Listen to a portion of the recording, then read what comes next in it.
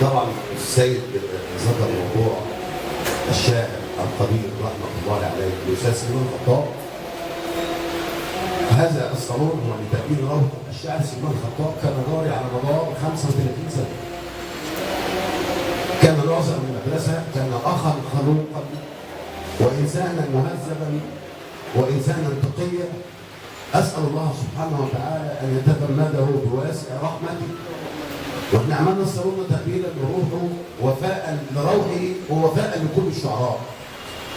اما موضوع عيد ميلاد الاستاذ ممدوح ترابي والدكتور رمضان الحضري، المفروض ان احنا كنا منظمين ان هيبقى في احتفاليه خاصه النهارده ليهم، لكن للاسف مع هذا التقديم ما قدرتش بصراحه، لان الاستاذ ممدوح ترابي النهارده المفروض اليوم ده هو واولاده بيقولوا من كل مكان المتزوجين عشان يحتفلوا بيه، ورفض واصر على حضور الصالون، فبشكره وبقول له كل عام وانت الى الله اقرب وفي تمام الصحه والعافيه.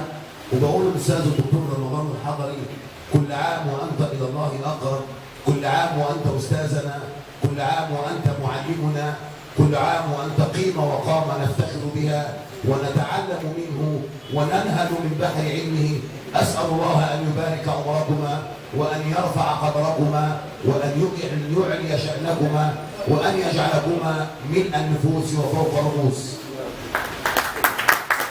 النهارده عيد ميلادك، يعني بدل الدنيا هدمه والفرح جاي في ميعادك والجناين طرحه كل. يا عم ممدوح يا رب يا منور الدنيا كلها.